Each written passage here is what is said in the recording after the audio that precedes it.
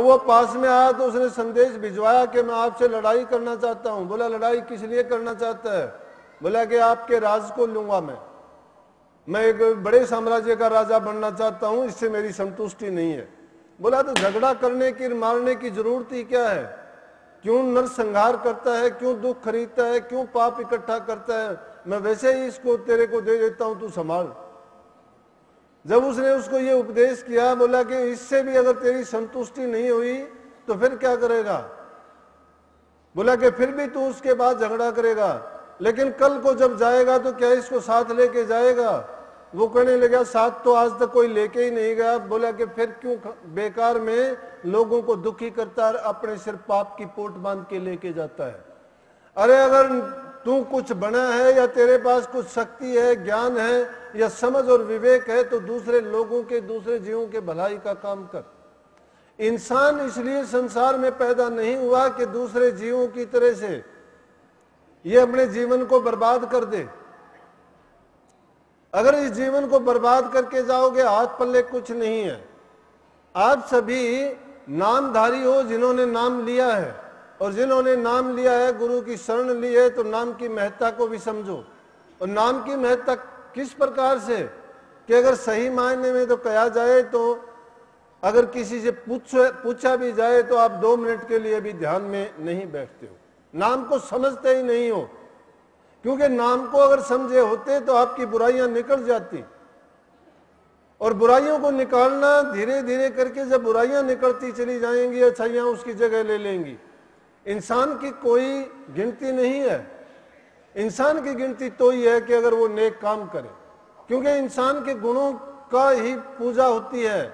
बुरा आदमी होता है, बुरा इंसान होता है जिसमें अच्छे गुण नहीं होते, बुरे लोग करते हैं। निंदा सबकी होती है, क्योंकि जब से सृष्टि की रचना हुई, भलाई के साथ बुराई, लाभ के साथ हानि, जन्म के साथ मृत्यु, पाप के साथ पुण्य और प्रकाश के साथ अंधेरा, हर चीज के 2 पहलू जुड़ गए थे, क्योंकि काल और माया का खेल है ये। लेकिन सही इंसान कौन है कि जिसने सतगुरु की खोज करके नाम लेके और नाम का अभ्यास किया, नाम की कमाई की, उन्होंने अपना जीवन को सफल कर लिया। ना वहां जाति की जरूरत है, ना वहां ऊंचे खानदान की जरूरत है, ना वहां किसी धन या किसी पदार्थ की जरूरत है। वहां तो अच्छी करने वाले इंसान की पूछ होती है। नहीं तो इस जीव की जो हालत होती है, और जो जो तुम अंदर में जाओगे, और अगर हर इंसान को ये पता होता कि उसके किए कर्म का फल भोगने के लिए उसके साथ क्या क्या घटना होती है, तो मैं तो ये कहता हूं कि पूरी दुनिया धार्मिक ही बन जाती, पूरा धर्ममय हो जाता। ये संसार, एक भी जीव संसार में ऐसा नहीं होता कि वो बुरे रास्ते पर चलता या बुरा कर्म करता। लेकिन हम तो घबरा जाते हैं, छोटी बात से कोई निंदा करता है, कोई बुराई करता है। अरे निंदा बुराई करता है तो तुम उसको देखो तो तुम्हारे लिए तो अच्छा काम करता है। वो जो आपकी निंदा करता है, बुराई करता है, उसका एहसान मानना चाहिए। अरे डॉक्टर या वैद्य के पास जाते हो, उसको भी नब्ज दिखाते हो तो ही बीमारी को बताता है, तो वो तो ऐसे वैद्य बैठे हैं तुम्हारी बिना नब्ज देखे ही बीमारियों को बता रहे हैं। और उसका एहसान मानो जो आपकी गलतियों को बताता है। इंसान अपनी गलती को खुद नहीं देख सकता और ना ही खुद बता सकता है। जब कोई दूसरा देख के बताएगा, अगर आप में वो गलती है, कमी है, तो अच्छा है, सुधार हो जाएगा। अगर नहीं है तो उनके कहने से आप में वो गलती आ नहीं जाएगी। लेकिन ऐसे लोगों की दृष्टि होती है जो आपकी बुराई को खुद अपने पाप में शामिल कर लेती है। जो आपकी बुराई करता है, निंदा करता है, चुगली करता है, आगे पीछे से जो कुछ कहता है, उससे घबराना नहीं। क्योंकि हमने तो ये देखा है सतगुरु की शरण में आके कि जब से जितने निंदक निंदा करते हैं उतना ही अच्छा होता जाता है। अरे किसी चीज को तुम काट के देखो, जमींदार आदमी है, कोई फसल है, कोई पौधा है, उसको काटो, एक को काटोगे उसकी जगह 10 निकलते हैं। तो करनी ऐसी करो, अच्छी करो कि अच्छा बीज बनाओ, जिसके कारण अगर तुम्हें कोई काटता भी तो उसकी जगह 10 अच्छे पैदा हो। मैं अपना काम समझ के नहीं करता, अपनी परवाह नहीं करता, न मैं खाने की, न वक्त की, न किसी चीज की। हर प्रकार की सर्दी गर्मी भली बुरी भी मैं उठ लेता हूं, लेकिन किस लिए? इसलिए उठता हूं कि जीवन सतगुरु का दिया हुआ है। क्या जीवन है इंसान का? अब उससे पहले जीवन था कोई, लेकिन सतगुरु की जब शरण में आए तो सतगुरु ने तो उसको ऐसा बना दिया जिस प्रकार से सोने को ताके उसको खोट उसका बार निकाल के और निखालस बना देते हैं। लेकिन इस बात को संसारी लोग नहीं समझते। जो आध्यात्मिक मार्ग पर चलने वाले हैं, जो अंतर में अपनी मंजिल की तरफ जिन्होंने बढ़ना शुरू किया है, वो इस चीज की महत्ता को समझेंगे और जानेंगे। एक दिन का काम नहीं है। हम तो छोटी मोटी चीजों से परहेज नहीं कर सकते। छोटे छोटे लालच के लिए चाहे हमारे से कितना बुरे से बुरा काम करवा ले, वो करने के लिए तैयार होते हैं। मैंने अभी जो बताई थी, ऐसे निंदक अच्छे होते हैं और वो होने भी चाहिए। महापुरुषों ने तो कहा कि निंदक को दूर मत जाने दो, बल्कि आसपास रखो, निंदकों से परहेज ना करो। क्योंकि अगर तुमने निंदक को हटा दिया तो यूं समझो जैसे तुमने बाढ़ को दूर कर दिया है। निंदक हमारी रक्षा सुरक्षा करता है, हमें रास्ते पर लाता है। भटके हुओं को वो फिर से रास्ता दिखा के हमें मंजिल की तरफ बढ़ने में हमारी मदद करता है। संतों की शरण में जाके अगर आपने नाम की कमाई नहीं की, बुराइयों का त्याग नहीं किया, तो ऐसे आप सत्संगी हुए, ऐसे नहीं हुए। सत्संगी क्या है जिसने बुराइयों का त्याग नहीं किया? मैंने तो छोटी सी बात से शुरू किया है, हुक्का बीड़ी पान तंबाकू तक का त्यागन करवाया। लेकिन कुछ लोग उस नरक से निकलने के बाद में दोबारा गिरते जाते हैं। वो समझते इसको पता नहीं, मुझे पता होता है तो भी मैं अनजान बन जाता हूं कि जो लोग अपनी परवाह चिंता नहीं करते हैं, मैं उनके लिए क्यों चिंतित हूं। लेकिन इतनी बात जरूर है कि मेरी ड्यूटी है, मैं सतगुरु का हुक्म मान के ऐसा करूंगा और करता जाऊंगा। जीवन का भरोसा नहीं है कितने दिन का है। अरे ऐसी मशीन है ये कि इसमें हवा है सिर्फ, जैसे मशक में हवा भरी हुई होती है, छोटा सा उसमें सुराख होया, हवा निकल गई, खत्म है। वो हवा ही है इस शरीर में और कुछ नहीं है। जो असली चीज है, ना उसका वजन है, ना नाप है, ना तोल है, ना उसका मरना है, ना जीना है, वो अजर अमर अविनाशी है। जो अजर अमर अविनाशी है उसका तो कुछ बिगड़ना ही नहीं है, और ना ही जीवन के अंदर ये मरना और जीना कोई पहली और आखिरी घटना है। इस मरने से डरना नहीं। क्यों नहीं डरना? कि जिन्होंने अमरत्व को प्राप्त कर लिया, अपनी मंजिल को जीते जी खोज लिया, उसको इस मृत्यु से भय क्या है? ये तो मिट्टी मिट्टी में मिलेगी, पवन हवन सब अपने अपने तत्वों में विलीन हो जाएंगे, लेकिन जो अजर अविनाशी चीज है वो अजर अविनाशी के पास ही जाएगी। फिर बेकार में संसार में आके क्यों हम खोटे कर्म करते हैं? इसलिए प्रेमियों, अपनी करनी को अच्छा बनाओ। और करनी अच्छी कब होगी? जब बुराइयों का आप त्याग करते चलोगे, बैराग मन में होगा। श्री रामचंद्र जी ने काकभूषणी जी को उपदेश करते हुए कहा है, और इतना अच्छा कहा कि सुनो, कि मुझे ना धनवान प्यारे हैं, ना मुझे कोई बड़े आदमी प्यारे हैं, ना मुझे राजा महाराजा प्यारे हैं। काकभूषणी, मैं आपको जो मेरे सिद्धांत हैं उन सिद्धांतों की व्याख्या करके बताता हूं कि जितने भी चराचर जीव जंतु ये सृष्टि की रचना है मैंने की है।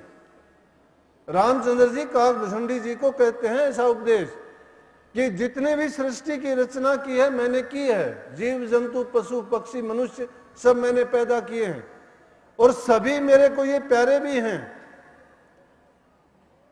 लेकिन सब में प्यारा मुझे इंसान है। इंसानों में भी मुझे ब्राह्मण प्यारे हैं, ब्राह्मणों में भी मुझे वेद पाठी ब्राह्मण प्यारे हैं, और वेद पाठी ब्राह्मणों में भी जो त्यागी हैं वो प्यारे हैं, और त्यागियों में भी मुझे वो हैं कि जो गुरु और परमात्मा की भक्ति करते हैं, एकदम अपने जो मुक्ति के लिए और ब्रह्म में लीन है, मुझे वो प्यारे हैं। और सुनो, ब्रह्म में लीन से भी प्यारे मुझे भक्त हैं, क्योंकि भक्तों के दिल में कोई चाह नहीं होती। इसीलिए अगर करनी करने वाला, नाम न जपने वाला, परमात्मा की प्रभु भक्ति न करने वाला अगर ब्रह्मा भी है, तो मैं उसको आम जीवों से ज्यादा कुछ नहीं समझता हूं। मुझे मेरे भगत ही प्यारे हैं। इसीलिए परमात्मा ने जब खुद कहा है ऐसी चीज, हम समझते नहीं है। अरे जब इतने अच्छाइयों वाले, इतने गुणों वाले, इतने ज्ञानवान, इतने ब्रह्मलीन, इतने त्यागी भी उनके सामने पानी भरते हैं, तो भगत तो कैसा होता है? भगत के दिल में किसी चीज का गरूर नहीं होता, उसको सिर्फ भक्ति प्यारी होती है, और भक्ति परमात्मा को प्यारी होती है, और भक्ति सिर्फ सेवक कर सकता है, स्वामी नहीं कर सकता। लेकिन स्वामी सेवक एक मति, जो मति में मति मिल जाए, जो मति में मति जब मिल जाती है, अपनी सुरती को साधना ऐसी साधना करनी है कि जिस प्रकार से नटनी बांस पर चढ़ती है, आपको तमाशा दिखाती है, शरीर को साधती है, लेकिन हम देख के ये अंदाजा नहीं लगाते और करते नहीं है। जैसे पनियार पानी लेने के लिए जाती है, अपनी सूरत को जब डांट लेते हो, एक ठिकाने पर रोक लेते हो, उसको जब अंदर में तुम सही मार्ग पर डाल देते हो, फिर उसके बाद तुम संसार के कामों को करते रहो। संसार के कामों में तुम कभी भी उनमें रचो पचो नहीं गे, उनमें कभी भी अपना मन नहीं दोगे। संसार में रहते हुए संसार से जुदा रहोगे। दिखाई देने के लिए तो इसी प्रकार दिखाई दियोगे जिस प्रकार से किसी अनाज को हम भूंद देते हैं, बाहर से देखने से तो उसका खोखा यूं का यूं नजर आता है कि ये जैसे चना है, गेहूं है, लेकिन अंदर का जो बीज भूंद जाता है वो फिर संसार में प्रेमियों पैदा नहीं होता। संत और भगत लोग संसार में इसी तरह से रहते हैं कि बाहर का खाका तो उनको संसार में बरतते हुए दिखाई देता है, लेकिन करनी करके अपने आप को अंदर से वो सतगुरु के देश में लीन हो जाते हैं और अपने आप को उनमें ऐसा मिला ओत पोत होके रहते हैं कि ना उनको ये पता होता ये गुरु है या ये शिष्य है। उनको सुख दुख की परवाह नहीं होती, बल्कि उससे ऊपर उठ जाते हैं। ना उनको सुख की चिंता होती है और ना दुख की परवाह करते हैं, क्योंकि जब जब दुख पड़ता है, भगत लोग कहते हैं कि मेरे पर तो ये परमात्मा का बहुत बड़ा एहसान हुआ है कि मेरे कर्म काटे जा रहे हैं। अज्ञानी आदमी शिकायत किया करता है कि मुझे दर्द है, मुझे तकलीफ है, मेरे साथ ये क्यों घटित हुआ, ऐसा नहीं होना चाहिए था। अरे हम जानते नहीं है, परमात्मा जो सब कुछ करने वाला है वो देखता है, वो न्याय करता है, वो सब जानता है, वो अज्ञानी नहीं है, अन्यायी नहीं है। फिर हम अपनी चतुराई और अपनी बुद्धि क्यों लड़ाते हैं? अगर किसी में रोग होता है, एक किसी भगत में दुख पड़ा, दूसरा संसारी आदमी था, देख के कहने लगा कि परमात्मा ये तो आपका भगत था, इसको आप दुख क्यों देते हो कि मैं तो बुरे कर्म करता हूं, खोटे कर्म करता हूं, मैं फिर भी सुखी हूं। और वो हंसता है उसकी तरफ देख के, कहता है कि देख ये परमात्मा का भगत है, इसकी तो ये हालत है, और मैं जो मेरे मन में आता है, जी में आता है, मैं वही करता हूं, लेकिन मैं सुखी हूं, मुझे कोई तकलीफ नहीं। आकाशवाणी होती है, परमात्मा कहता है कि इसके कर्म काटने के लिए मैंने सबसे अच्छा तरीका यही ढूंढा है, इसके कर्म काटे जा रहे हैं, लेकिन तू तो अपने कर्म और बढ़ाता जा रहा है कि तेरे कर्म का जब नंबर आएगा ना, फिर तेरे को भी लोग इसी तरह से हंसेंगे जिस तरह से तू इसको हंसता जाता है। ये संसार का खेल ऐसा है कि इंसान जब थोड़ा सा सुखी होता है तो गाफिल हो जाता है, ना ये परमात्मा को मानता है, ना ये इष्ट को मानता है, ना ये नाम को मानता है, ये सिर्फ अपने लालच को प्रधान मान के अपनी बुद्धि पर पर्दा डाल के अपनी मर्जी से कर्म करता चाहता है। लेकिन इस संसार में मैंने कही थी वो तहरीर जो बताई थी, न राजा सुखी, न महाराजा सुखी, न ब्रह्मा सुखी, न इंद्र सुखी और न विष्णु सुखी। सुखी तो वो है जो संत का दास है, क्योंकि उसने मन को जीत लिया है। मन को जिसने जीत लिया, उसने जुग को जीत लिया, संसार को जीत लिया, उसने सब कुछ जीत लिया। मन के खिलाए खेल में ही हम सब इस संसार में दुख सुख के भागी बनते हैं। लेकिन सतगुरु जब मिलता है पूर्ण पुरुष, तो वो इस जीव को चेतावनी, ज्ञान, समझ के द्वारा समझा देता है कि देखो तेरा फायदा इस चीज में है। परंतु जो माया के गुलाम होते हैं, इस संसार के दुखों को भोगने के लिए और नेक इंसानों की बुराइयों को खत्म करने के लिए उनको बनाया जाता है। वो अगर नहीं हो संसार में, अगर किसी गांव में सूअर नहीं होंगे तो उस गांव में बदबू फैल जाएगी, क्योंकि उस गांव का बिस्टा कौन साफ करेगा। तो सूअर घूम फिर के चारों तरफ से उस बिस्टे की सफाई कर देते हैं, बदबू और गंदगी को साफ करते रहते हैं। इसी प्रकार से निंदक लोग भी भक्तों की सफाई और दुरुस्ती करते रहते हैं, तो उनसे आपको घबराना नहीं चाहिए। जब सच्चे रास्ते पर चलते हुए तुम्हारी कोई बुराई करता है, तो तुम जिसके आश्रय हो वो बहुत शक्तिवान है।